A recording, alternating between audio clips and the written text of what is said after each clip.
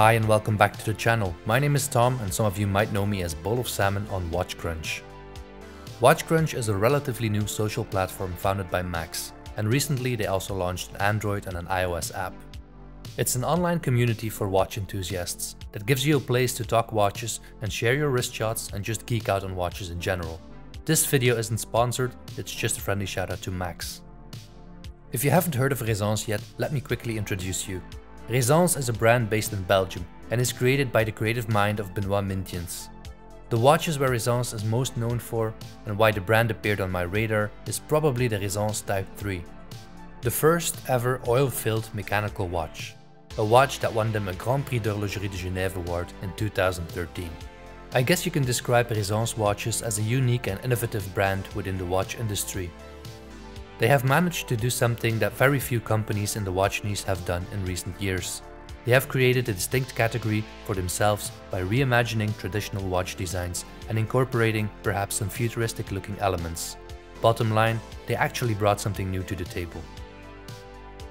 Type 0 and Type 1 introduced the ROCS system. Type 2 brought that E-crown. Type 3 had the half of the watch filled with oil.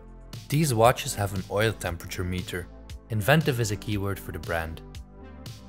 The brand's starting point is the deconstruction of the traditional watch in order to express time in the purest possible way.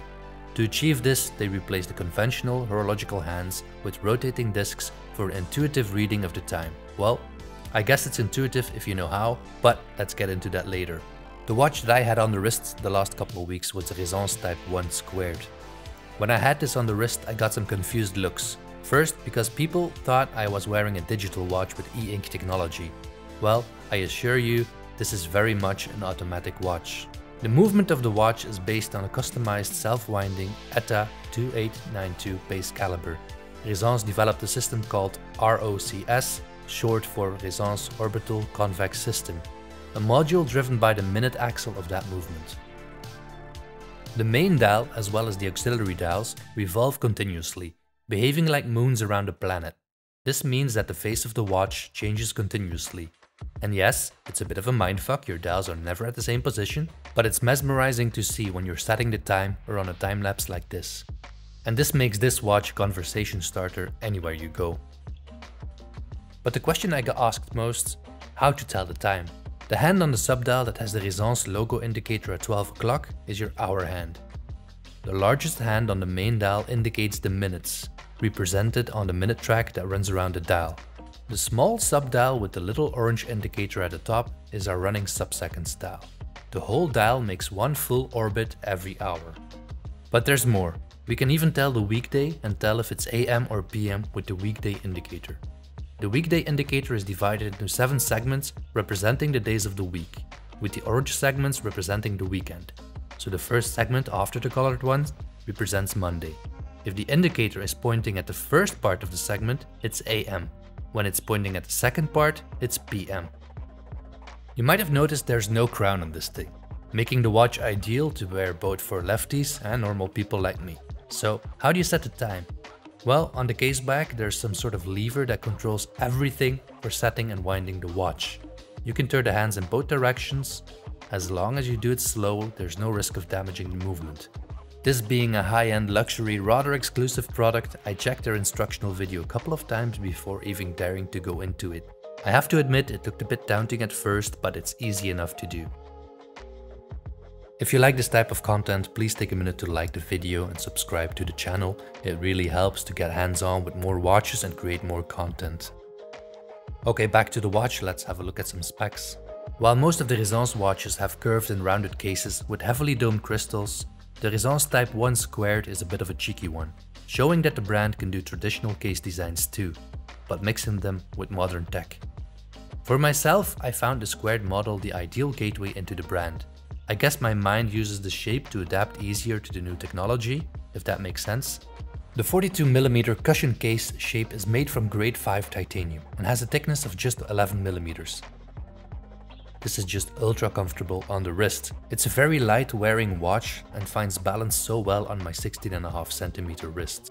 And I just really love the look of that white dial. The top and sides of the case are polished, while the case back has a satin finish.